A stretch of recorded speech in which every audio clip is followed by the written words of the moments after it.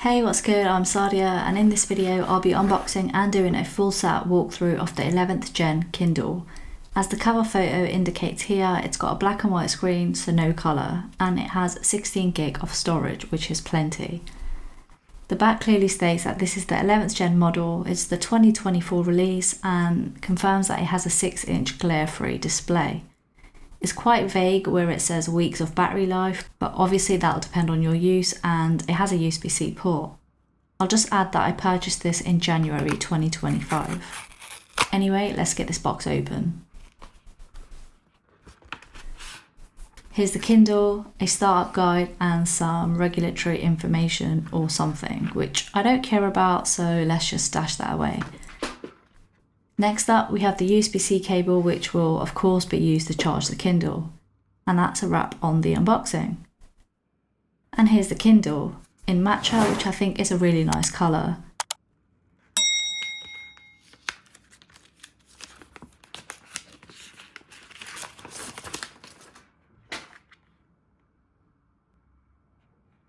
We can see where the power button is, so let me power it on.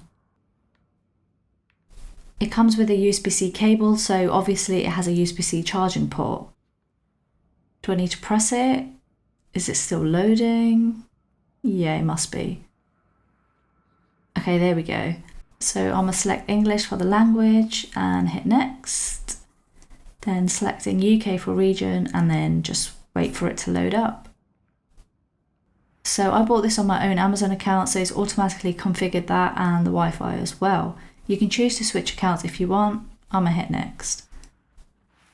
Doesn't need to be child friendly, so no thanks. Next. You get Kindle Unlimited to try out for free for 3 months. It's definitely worth utilising that offer and then cancelling once the free trial ends, unless you want to pay for it, of course. You verify it all via email, and then they try and sell you an Audible subscription. No thanks. Time for a little tour on how to navigate the Kindle. Let's go. Okay, so swipe down to access controls, home and libraries at the bottom, left and right to swipe within rows, and of course up, down, or dragging the trackpad off the scroll bar for vertical scroll. Pretty basic stuff. Lastly, the 3 little dots, which is pretty universal for more settings and options.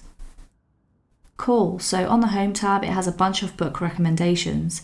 If I just drag down the scroll bar here, you can see the various categories, like recommended, new releases, etc. Not much in my library yet. This will populate as I add more books. I'm not sure why the cover photos aren't showing. Moving on, tapping here shows quick controls. You can switch to dark mode, which I definitely prefer. You can also reduce or increase the brightness. Airplane mode can be turned off or on, same with Bluetooth for connecting earphones. The sync button keeps your reading progress and everything else consistent across all of your Kindle devices and accounts. And then all settings goes to the main settings page. Let's go into device options. I won't go through each one, but you can see the different options that you have here, like setting the date time, updating the software, and managing storage. In screen and brightness, you basically have the same settings as you do in the quick controls. There's an additional setting for displaying the cover of the book you're reading on the lock screen, which I'm definitely turning on. Next, there's accessibility, where you can switch between light and dark mode and also enable spoken feedback. In home and library, selecting the library tab lets you choose how you want the content to appear in your library. So you can choose to automatically group series or not, always show collections, or only ones that you've marked as favourites. The last one is for Audible, so if you've got a subscription for it, then you can have it always show or only show when you use the filters. Let's go back now. Next is the reading options.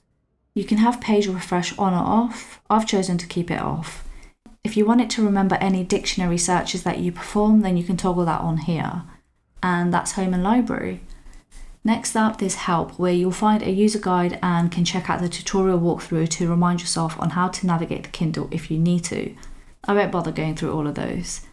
And then the last setting is for legal and compliance. I doubt anyone ever reads this, but it might make for some good bedtime reading if you'd like some help getting to sleep. Okay, I've powered it on, gone through the settings, now let me power it off.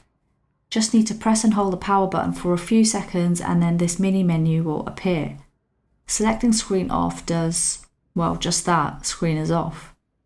Tapping the screen does not wake it. You have to press the power button again, just like that. And then if you simply press the power button when it's on, you're basically putting it into standby mode, or closed book mode, should I say, where the cover of the book that you're currently reading will display.